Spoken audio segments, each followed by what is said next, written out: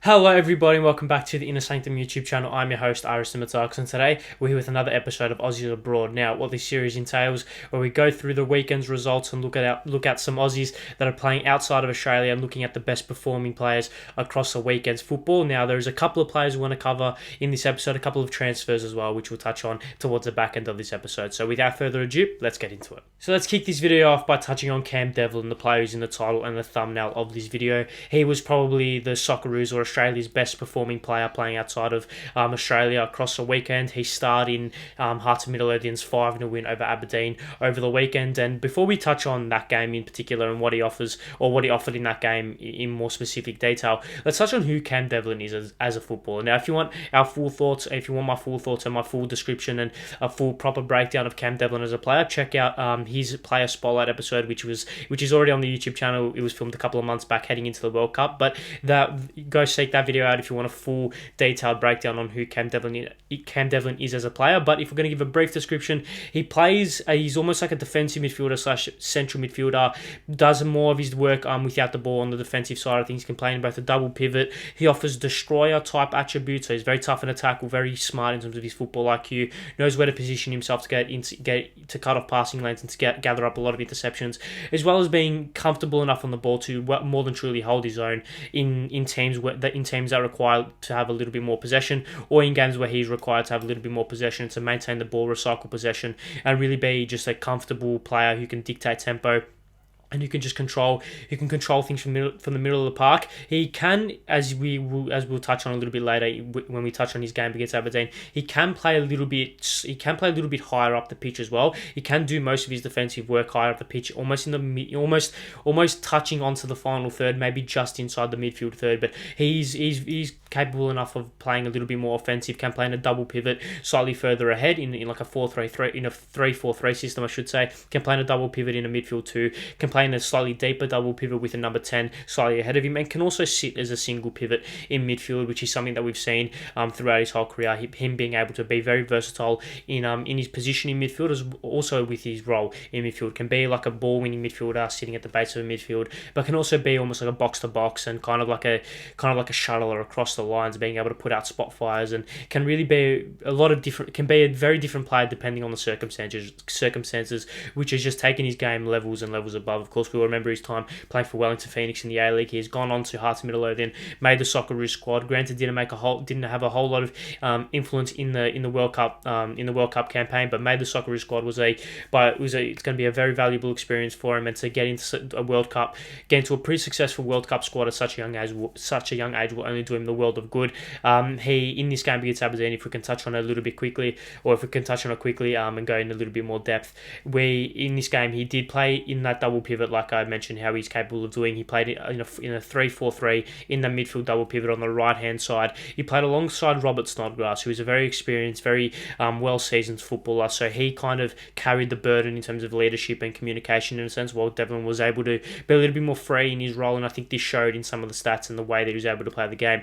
He was slightly more offensive, getting forward and pushing on a little bit more, breaking in between the lines. He almost played as almost like a pseudo attacking midfielder, almost like a little bit like a Mazzala, if you were to call him that. This allowed him to get into very good positions offensively, and this eventually led to his goal. Now, this is he obviously scored a goal in this 5-0 win. That's one of the main reasons why a lot of talk has been about him across the weekend, coming from a Socceroos perspective. Now, this guy, he broke in behind the striker, was able to get into a very, very advanced area, pushing the back line, pushing the opposition defence quite deep, and he was able to get on the end of almost like a scramble, like a very loose ball. He was able to stick his left foot out. I'm pretty sure it was his left foot anyway, and was able to get it past the goalkeeper. It did take a deflection, granted, but he got himself into a very good position to create a threat, to create a very frantic and kind of not settled atmosphere for the defence, and was able to force a goal out of pretty much nothing. And that kind of is something that we've seen a lot in his defensive attributes. When we think of Cam Devlin, we think of this hard running, hard tackling, tenacious, always explosive, always willing to do everything to get that tackle, to get that clearance, to get that block.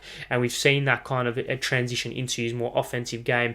Of course, his goal is proof in the pudding of that. So he played fantastically well. If you bring up his heat map, if we bring up his heat map right now, we can see that obviously this is an area that he doesn't really occupy all too often. He doesn't really occupy this area of the pitch all too often. He is more of a traditional central midfielder / defensive midfielder, but as I mentioned before, very capable of being slightly more offensive and slightly more capable of pushing up the ground slightly more. So this, of course, is what we are seeing in this heat map right here. Occupying that half space, that right hand half space brilliantly, maybe 30-40 yards out from goal, and really doing most of his work from there. You can also see he drops back into his more traditional central defensive midfield positions and into a position that allows him to really dictate and occupy more areas of the pitch where he kind of is more comfortable in a sense. But he's a player that can really do a whole lot and has a very, very high ceiling and a ceiling that allows him to be very versatile in, like I said, his positioning, which we have already seen, and his role, which we are seeing as his game keeps leveling up during his time in Scotland. If you take a look at some of his stats, of course, the one goal was the main kind of stat coming out of that game. But he had 5 tackles, a 75% pass completion rate, completing 27 off his 36 passes. He won 12 of his 18 duels, both aerially and on the ground, 1 successful dribble and 2 interceptions.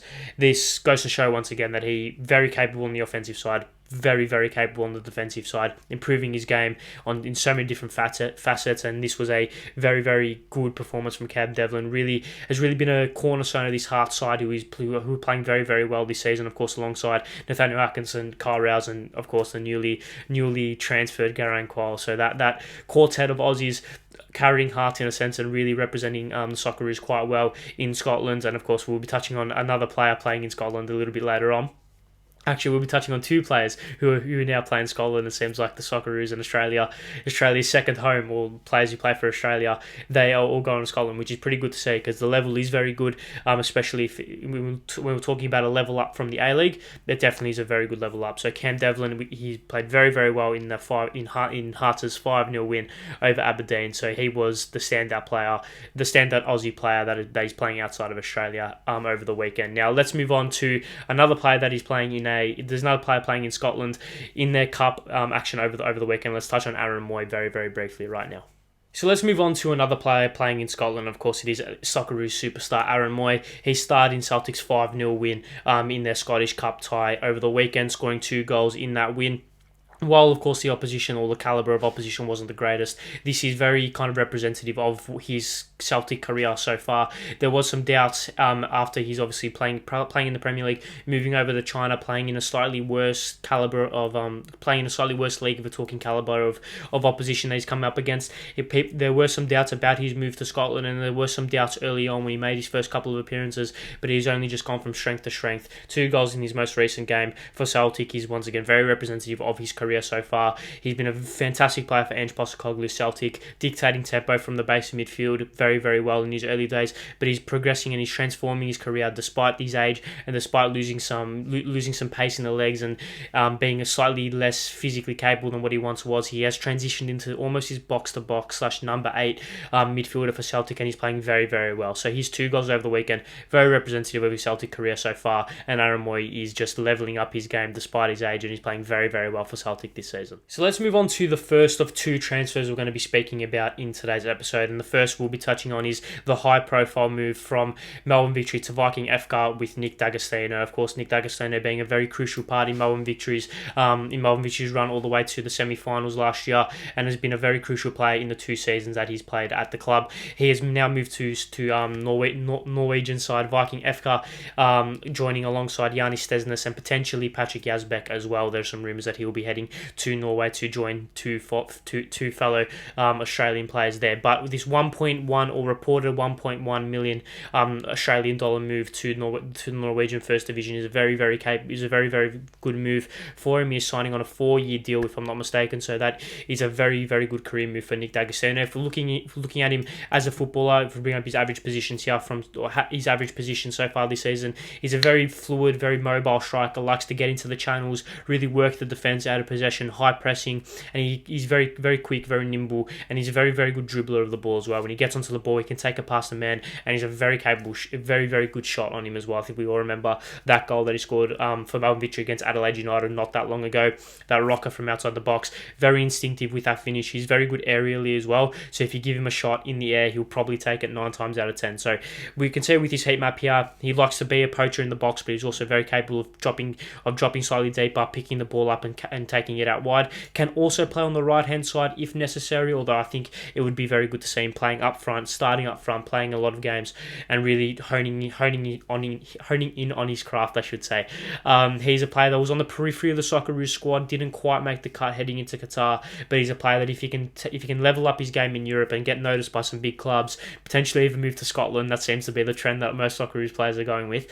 He could potentially be in the Socceroos squad going into 2026, or potentially even going into the Asian Cup later this year or early next year. Who really knows when it's going to happen? So yeah, Nick D'Agostino, a fantastic move for him, playing alongside Giannis Desnes in Norway and potentially Patrick Yazbek. He's a player that if he can level up his game and get noticed by some big clubs in Europe, could make a splash for the Socceroos very, very soon. Let's move on to the final player, or the final transfer and final player that we'll be touching on this episode, and that is, of course, James Jeggo's move from KAS Eupen, I hope I'm pronouncing that right, in Belgium to Scottish side Hibernian. Of course, it's a Scottish side. Now, the 30-year-old has signed an 18-month deal on undisclosed terms, so we don't really know the transfer fee surrounding that, but he's a strong, combative defensive midfielder that has kind of transformed his game as age has gotten to him. He was in his younger days playing for Melbourne Victory and Adelaide United in the A-League. He was a little bit more of a creative, slightly more box-to-box midfielder, but he's fully transitioned into a very strong, very combative defensive midfielder. Can both put out spot fires and be a destroyer, but can also dictate tempo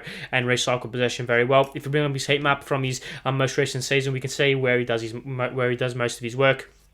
Behind the halfway line, shuttling across, doesn't really have a preference on what side, can play in a single pivot, can play in a double pivot. So this very versatile, role versatility that he offers, it will be very, very handy for Hibernian. Of course, he joins Martin Boyle as another Socceroo, another Australian playing in Scotland and playing for Hibernian. He's made 15 caps for the Socceroos. Wasn't in the looking for the Socceroos squad heading into the World Cup, but if can shine in Qatar, or if you can shine in Scotland for Hibernian, if you can get on the radar of the Socceroos coach, who knows, maybe he may make a return to the Socceroos side and be a player that can really shore up that defensive midfield slot alongside the likes of Cam Devlin, who we've spoken about, and Keanu Bacchus as well. But yeah, James Jeggo's 18-month deal to Hibernian, another Socceroo playing in Scotland. I feel like we should just do a full segment on just the Scottish League, it seems like. But yeah, that is a fantastic move for him. We'll get him noticed in Europe, we'll get him noticed amongst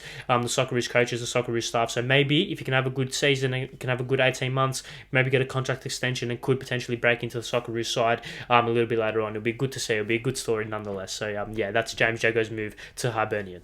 So yes, that is it for another episode of Aussies Abroad. Thank you very much for watching and sticking around.